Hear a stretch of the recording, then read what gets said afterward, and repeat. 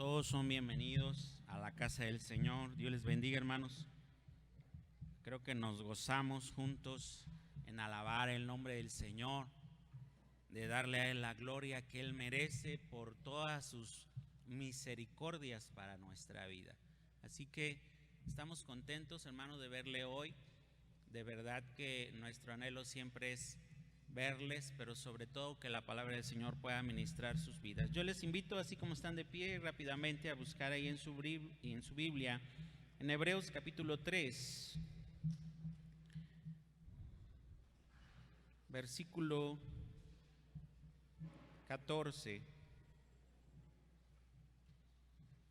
Hebreos 3, 14.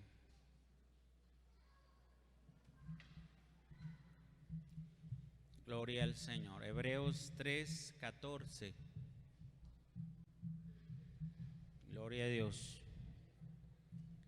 Leemos y dice así la palabra del Señor: porque somos hechos participantes de Cristo, con tal que retengamos firmes hasta el fin nuestra confianza del principio. Entre tanto que se dice: si oyereis hoy su voz, no endurezcáis vuestros corazones como en la provocación. Señor, te damos gracias en esta tarde, en esta mañana todavía, Señor, por darnos la oportunidad de estar en este lugar para adorarte. Nos congregamos con una finalidad, Señor: bendecir tu nombre, darte gloria, honra y alabanza, pero también, Señor, que tu palabra hable a nuestro corazón, a nuestro entendimiento, a nuestro espíritu, y seamos edificados para que podamos crecer y avanzar, Señor, en la tarea que nos has designado a cada creyente. En la gloria la recibas tú de todo lo que hacemos, la gloria la recibas tú. En el nombre de Jesús te damos a ti la alabanza. Amén y amén. ¿Puede tomar su asiento, hermano? Cuando hablamos del final de algo, pues nos imaginamos que ya no habrá más, ¿no? No sé si recuerda usted cuando empezó la pandemia y se les anunció que ya no iba a haber servicios presenciales. ¿Cuál fue nuestra reacción? Si por costumbre tenemos venir a la iglesia y a la escuela dominical y a la prédica y a alabar juntos al Señor.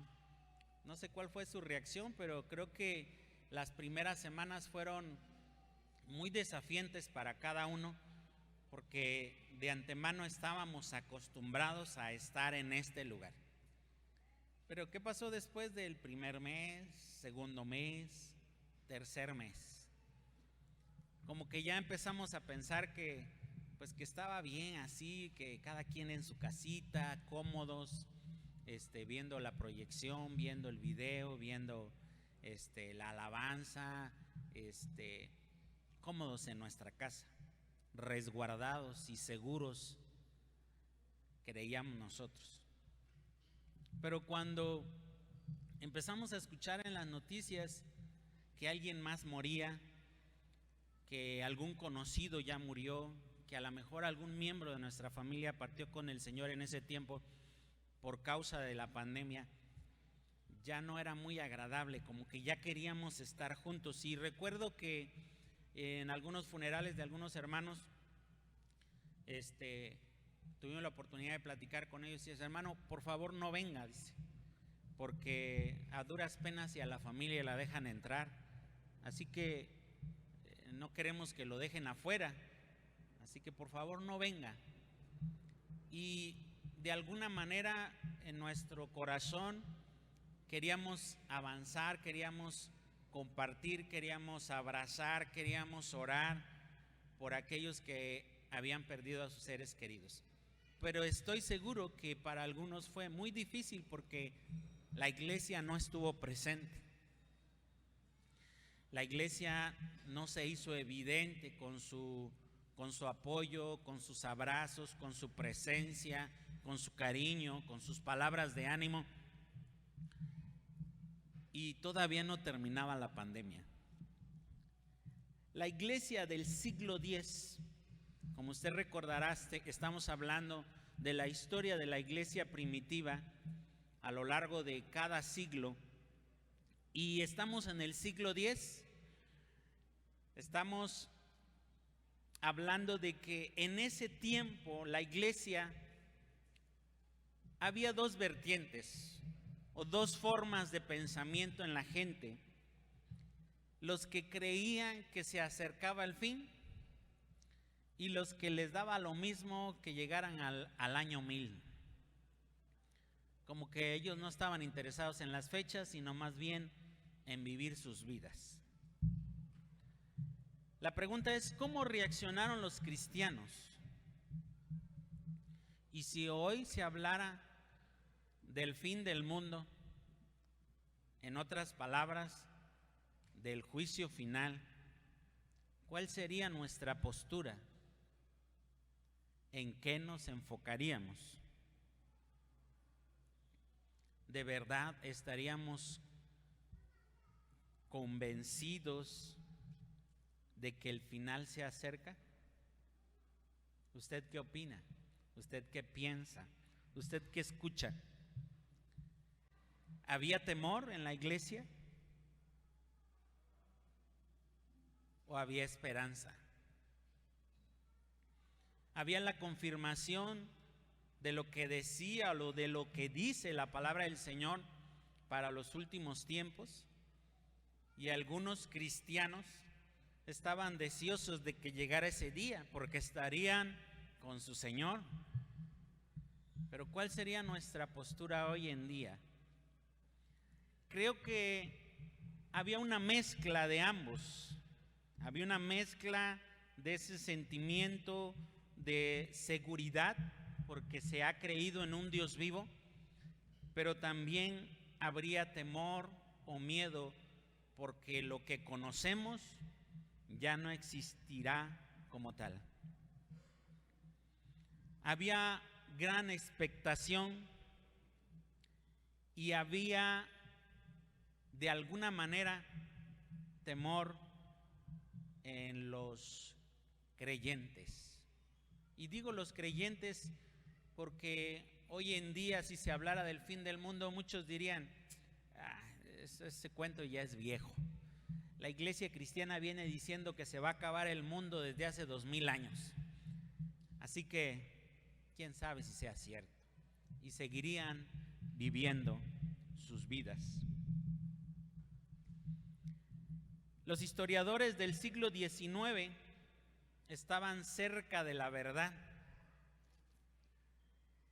Había un año o eran años de importancia para la iglesia cristiana, pero también había poblaciones enteras que estaban atemorizadas, que estaban con temor, con miedo, porque el final se acercaba. Y hay algo que la historia marca y la iglesia católica hace de manera constante, si no me equivoco, pero cuando se entiende que se ha pecado en contra de Dios, viene algo que le llaman oración de contrición. Y quiero leer una de ellas, quiero que usted la escuche y quiero que vea qué le falta a esa oración. Dios Padre celestial, que nos mandaste a tu Hijo Jesucristo, que dio su vida por nosotros, pido perdón, pues te he traicionado y ya no merezco tu gloria, mi Señor. Ruego tu perdón por los pecados que he cometido, con ellos te he ofendido, no he valorado el sacrificio de tu Hijo. Por ello, ruego por tu infinita misericordia, te prometo firmemente alejarme del pecado y seguir tus mandamientos Amén. Todo fuera como hacer una simple oración. Los actos de contrición deben ir acompañados no solamente de arrepentimiento, sino, como hemos repetido en innumerables veces, deben ir acompañados de actos de obediencia. La iglesia cristiana hoy del siglo XXI necesita obedecer los mandamientos y practicarlos y llevarlos a cabo, no importe lo que se necesite hacer. En el año 950, antes de llegar al siglo X, Hermerio Edson, de un monasterio, escribió un tratado sobre la llegada del anticristo. Este tratado lo lleva a la aparición en el 989, que se conocería como el cometa Halley, y también alimentó expectativas escatológicas, de tal manera que se creía en el entonces que habría desastres por ese hecho, que habría eventos que no solamente eran visibles al ojo humano, sino que también eran, como le dicen, presagios astronómicos que evidenciaban el final de los días, el final de los tiempos. En el año 1000 no fue la primera vez que los cristianos esperaron expectantes el fin del mundo. Y recuerdo cuando entramos en el 2000. ¿Alguien recuerda el año 2000?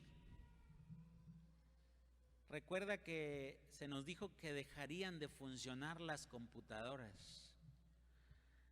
¿Se acuerda de eso? Y todo el mundo, no, tienes que respaldar. Y ahí todo el mundo respaldando porque iban a quedar en ceros las computadoras. Bueno, eso no es nuevo. También hubo muchos videos, hubo muchas alertas, hubo hombres y ha habido hombres y hay hombres que se atreven a decir cuándo llega el fin del mundo, y no son los primeros en equivocarse.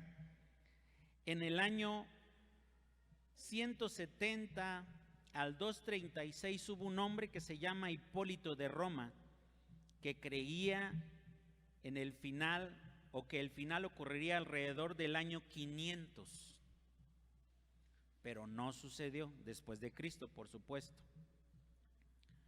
También Sexto Julio Africano, en el año del año 160 al 240, que de alguna manera estuvo, también enseñó que al final llegaría en el año 500, pero luego ajustó la fecha y dijo que en el año 800 después de Cristo vendría el final de los tiempos. Con esto llegó también el surgimiento del Islam en el siglo VII, que alimentó esa creencia del final de los últimos tiempos. Y se calculó que en el año 1200 y 1260 también se acabaría el mundo. Pero fecharon algunos más el final para febrero de 1420.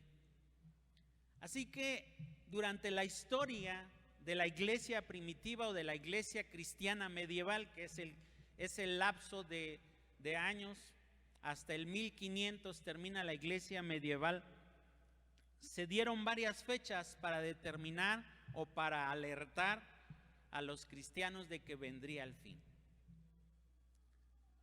Cuando se acerca el fin, si podemos decir así, de nuestros días, ¿cuál será la postura de la iglesia? ¿Cuál será nuestra postura como personas ¿Cuál será la postura que tendremos como familia? ¿Cuál será la postura que tendremos como cristianos? ¿Cuál será nuestra postura? ¿Qué estaremos haciendo? El pasaje que leímos nos habla de que somos hechos participantes de Cristo, con tal de que retengamos firme el fin. Nuestra confianza, dice, desde el principio.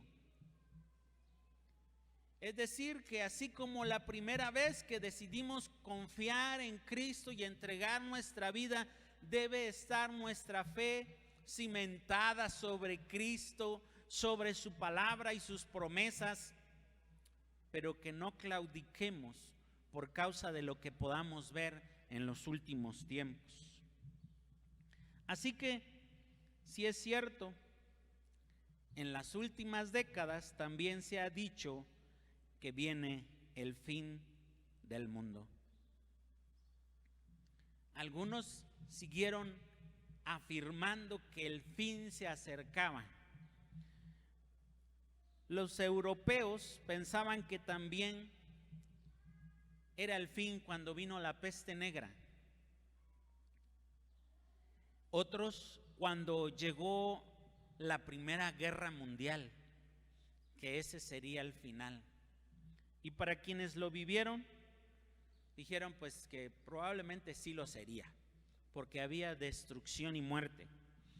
Pero terminó la Primera Guerra Mundial y comenzó la Segunda, y otra vez el gran temor se hacía evidente. Otra vez se pensaba en el juicio final, si esa era la forma en la que Dios vendría una vez más y traería juicio. Y cuando hay calamidades, cuando hay guerra, cuando no hay seguridad, nos preguntamos si Dios está con nosotros en ese momento. Así que tanto los que dijeron que el fin del mundo vendría en el año 500, como los de ahora que se han atrevido a decir que el final está cerca. Cuando fue en el 2000 decían que en el 2000 se acabaría.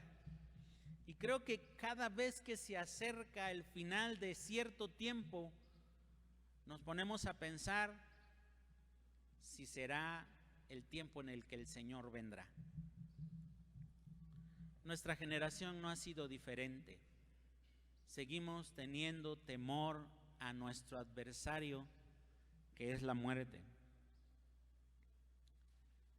A finales de este mismo milenio, la iglesia ya había vuelto a la oscuridad. Ya el evangelio se había oscurecido rápidamente, al punto de casi ser eclipsado, hasta que fue una vez más recuperado en la Reforma en el siglo XVI.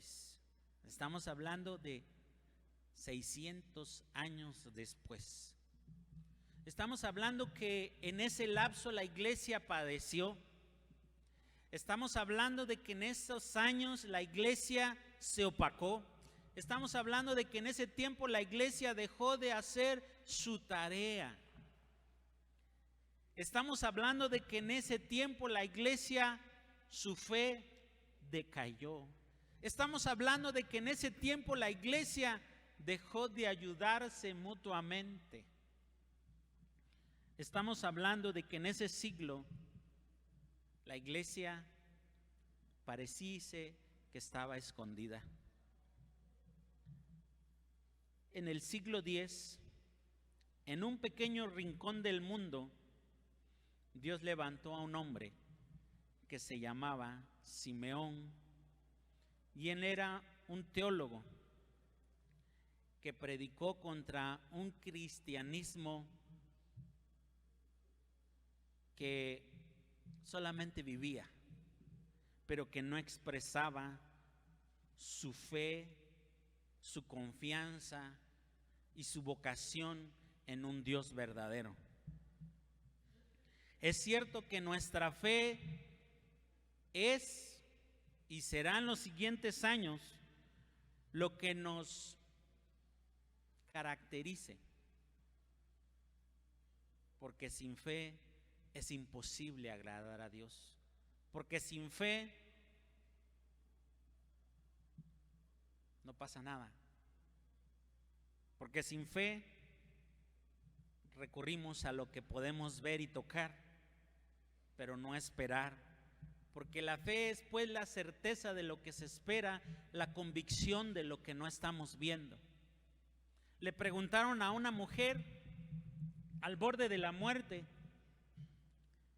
y le dijeron: si hoy tuviese usted la oportunidad de que estuviera aquí Dios y usted le dijera que si quiere vivir o morir, ¿usted qué le diría? ¿Qué es lo que usted quiere?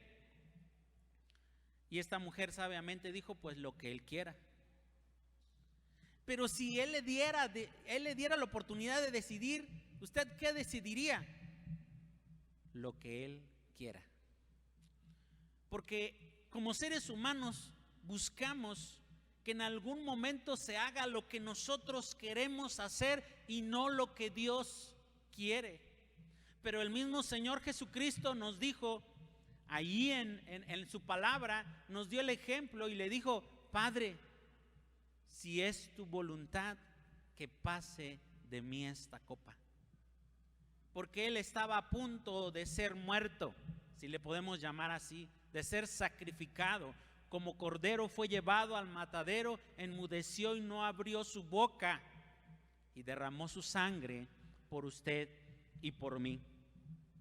Así que la iglesia primitiva, ¿sí?, necesitaba una pureza de corazón. La iglesia primitiva necesitaba un corazón que prestara atención a los caminos de Jesucristo, porque Él mismo dijo: yo soy el camino, la verdad y la vida, y nadie viene al Padre sino a través de mí. Y eso no ha cambiado, sigue estando vigente para nosotros el día de hoy. El evangelio sí se oscureció rápidamente, pero este hombre que se levantó predicó y dijo: necesitamos pureza de corazón, necesitamos prestar atención a nuestros caminos, pero también a los caminos que nos ha trazado. Con una constante confesión les decía que necesitaban decirle a Dios: Padre, he pecado contra el cielo y contra ti. Él predicó y Él enseñó que necesitamos arrepentirnos de manera constante por nuestros pecados, por los pensamientos secretos de nuestra mente. El Señor, a través de los siglos, ha seguido sosteniendo y reformando a su iglesia, levantando hombres fieles que proclamen el evangelio y llamen a su pueblo a vivir el Corán Deo. ¿Se le hace conocida esa palabra? Vivir en santidad delante de la presencia del Señor, con una confesión sincera y humilde, con una fe auténtica que conduzca a una vida dedicada a Dios de todo corazón, no solo de labios hacia afuera. Y sí, podemos extraer algo de estos acontecimientos. Dios cumplirá su promesa. Dios cumplirá sus palabras. Dios llevará a cabo lo que Él ha dicho que hará. ¿Por qué? Porque Él es Dios y porque Él cumple sus promesas. Jesús vendrá una vez más, pero ¿cómo nos hallará? ¿Habrá cristianos absolutamente convencidos de que Jesús viene otra vez? ¿O solo es algo que escuchamos de tiempo en tiempo, que la venida del Señor está cercana y como algunos la tienen por tardanza. Debemos aprender a entrometernos, si le podemos llamar así, en buscar el verdadero propósito de Dios para nuestras vidas, pero dejarle lo que a Él le corresponde en las manos de Él. Porque el error ha sido tratar de cifrar o de poner la fecha en la cual será el final del mundo, que sí es cierto, debe de importarnos, pero es algo que está en la sola potestad de Dios y no de nosotros. ¿Qué pasaría si supiéramos cuándo vamos a morir? ¿Qué vamos a hacer? Y quienes han estado al borde de la muerte toman determinación, un acto de contrición, decirle: Dios, perdóname porque he pecado contra el cielo y contra ti. ¿Se acuerda del hijo pródigo? Dice que estando allá, lejos de la casa, se acordó que su papá tenía una heredad que ya no le correspondía a él, pero que había pecado, que había deshonrado, que había avergonzado a su padre. Y dice: volveré y le diré: Padre, he pecado contra el cielo y contra ti, ya no soy más digno de ser llamado tu hijo, hazme aunque sea como uno de tus jornaleros. Era un acto de contrición, era una decisión, era una determinación. Volveré y le pediré perdón, que me haga como uno de sus menores siervos. ¿Cuál es la postura que tomamos cuando Dios nos da oportunidad de vivir un día más? Cuando estamos cerca de la muerte, o quienes han pasado por cerca de la muerte. Si la gente está segura de que la Biblia es la verdad, la palabra de Dios, y que no tiene una fecha, ¿por qué nosotros andamos buscando la fecha? ¿Qué queremos saber o qué queremos hacer antes de que llegue ese día? ¿Se imagina que todos supiéramos cuándo vamos a morir? ¿Qué haríamos? ¿Qué haría usted? ¿Qué haría si usted supiera cuándo muere su hijo? ¿Qué haría usted si supiera cuándo muere su papá o su mamá? ¿Qué haría? ¿Qué haría si supiera cuándo viene Cristo? Cuándo viene en las nubes y nos arrebata. Y los muertos en Cristo son los primeros que van a resucitar, y después los que hayamos quedado, dice su palabra, seremos arrebatados e iremos a encontrarnos en las nubes con Cristo. ¿Qué haría antes de ese día? Los creyentes de aquel entonces nos están enseñando que necesitamos vivir un coram deo delante de su presencia. Que no importa cuál haya sido lo pasado, cuál haya sido nuestro actuar, cuál haya sido nuestro comportamiento, si Dios nos está concediendo la vida hoy, tenemos oportunidades hoy de refrendar nuestro compromiso con el Señor. Jesucristo vendrá nuevamente en el momento que el Padre elija en su sola potestad. Y hasta entonces nosotros debemos ser hallados haciendo lo que Él nos ha mandado que hagamos. Él debe encontrarnos haciendo su perfecta voluntad y no la nuestra. Él debe encontrarnos ganando almas, llevándolas a Cristo, discipulándolas, para que no nos avergoncemos en su venida. Para que no sea que nos diga: apartados de mí, hacedores de maldad. Aquí está el fuego eterno para ustedes. Y algunos dirán: Señor, pero si nosotros hacíamos cosas en tu nombre. Vinieron algunas cosas como resultado de que se acercaba el final. Y solo lo quiero mencionar porque son parte de esta historia. Y como ello, la primera cruzada. ¿Qué eran las cruzadas? Era un esfuerzo por liberar de la opresión de los musulmanes a los cristianos de aquel tiempo. Los judíos acostumbraban venir a Jerusalén, peregrinaban miles de kilómetros, pero como habían tomado posesión los musulmanes, al principio era como, van a ver a su Dios, ¿no? Van a tener su reunión, vamos a dejarlos pasar, pero después se endureció porque empezaron a asaltar y a matar a los peregrinos.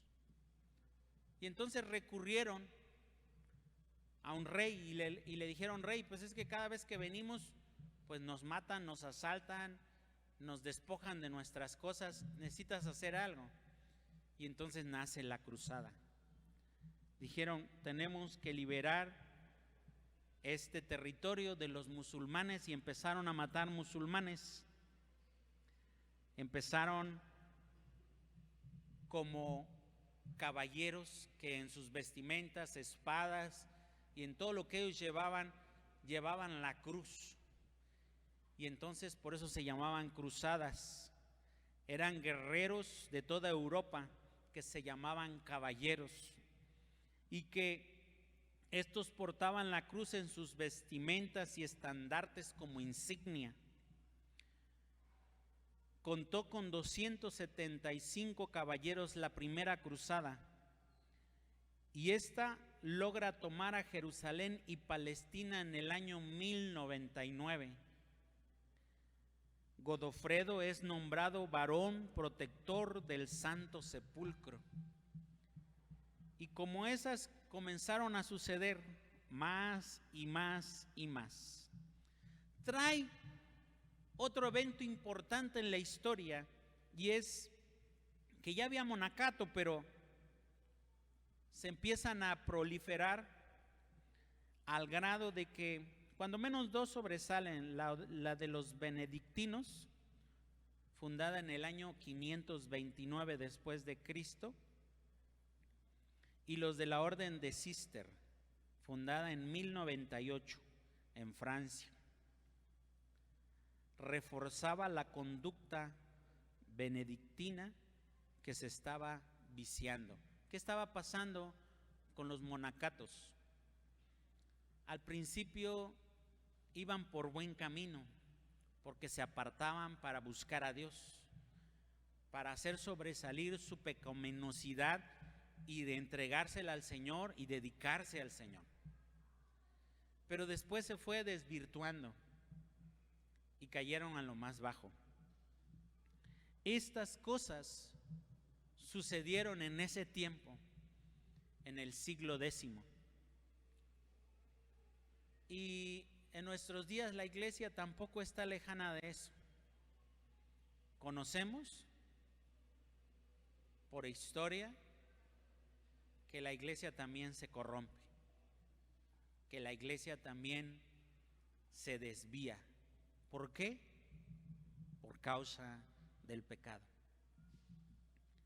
Quiero una vez más ir a Hebreos capítulo 3 y empezar a leer del versículo 7. Y quiero que usted lo escuche. Dice: por lo cual, como dice el Espíritu Santo, si oyeres hoy su voz, no endurezcáis vuestros corazones como en la provocación en el día de la tentación en el desierto, donde me tentaron vuestros padres y me probaron y vieron mis obras 40 años. a causa de lo cual me disgusté contra esa generación. Y dije, siempre andan vagando en su corazón y no han conocido mis caminos.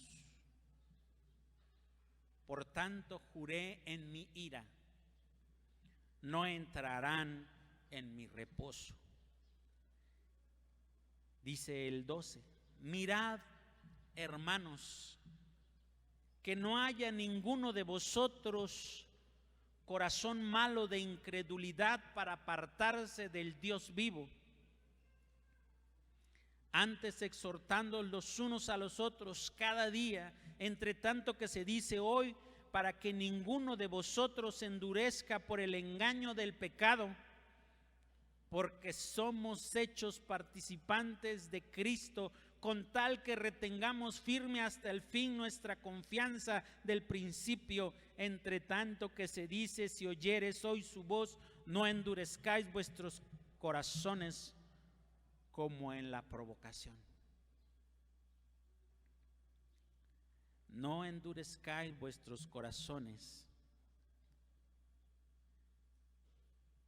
Vieron mis obras 40 años,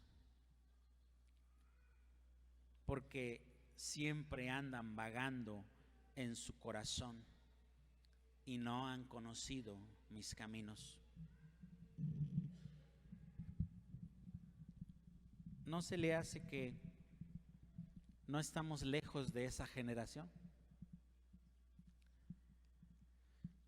¿No se le hace que hoy más que nunca la gente no toma a Dios en cuenta? La gente corre hacia la perdición, hacia los deseos engañosos de la carne.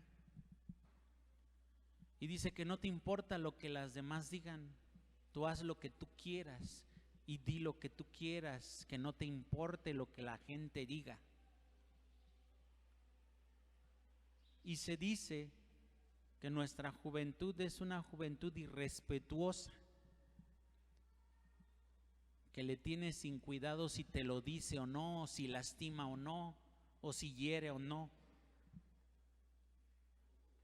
Pero se parece en algo a esa generación que estuvo en el desierto, que vagaban en su corazón y que no han conocido sus caminos. Tenemos una gran tarea, iglesia, y esa es que las siguientes generaciones conozcan a Dios, al Dios verdadero, al Dios poderoso, al Dios que sana, al Dios que restaura, al Dios que levanta, al Dios que derrama bendición inigualable sobre el que es fiel.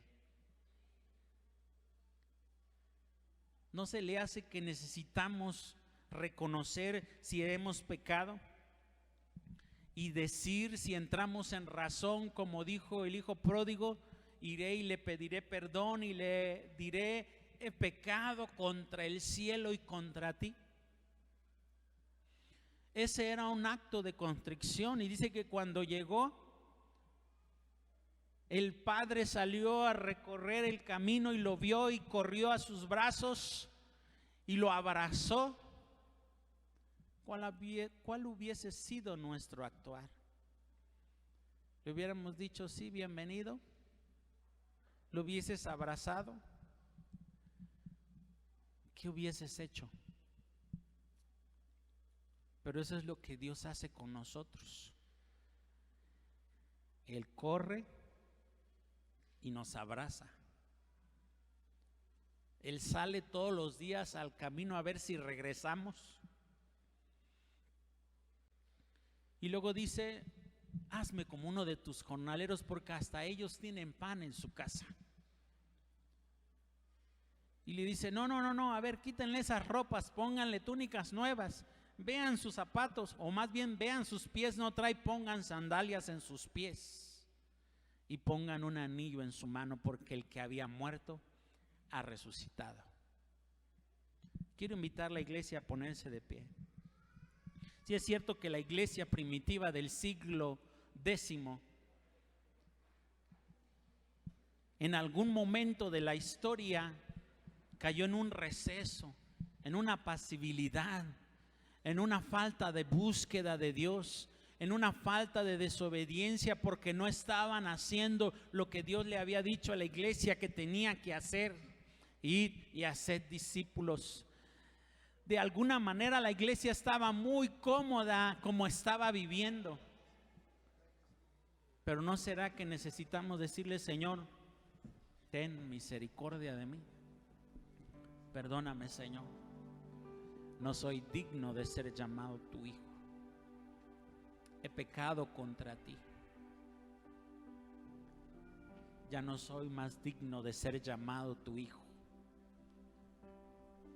Pero también sabemos que Dios es un Dios de misericordia, que es un Dios que a través del sacrificio de Cristo, su sangre cubre multitud de pecados. Y sé que no somos perfectos, todos fallamos, todos nos equivocamos, todos pecamos, porque no hay justo ni aún uno, dice la palabra de Dios. Yo quiero invitarle a que cierre sus ojos ahí en su lugar. Cierre sus ojos.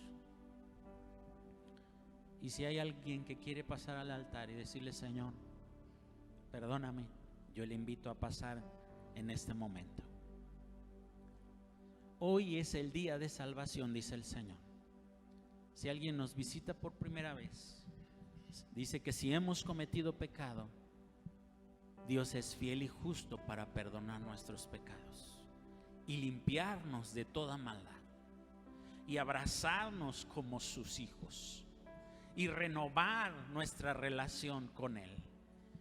Si no has estado teniendo una buena relación con el Señor, yo te invito a que tú pases a este altar.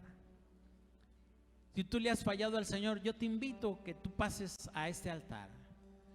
Si tú has estado viviendo en santidad, yo te invito a que tú pases a este altar. Así que yo le invito a pasar a este altar. Este altar está abierto y el Señor está con los brazos abiertos.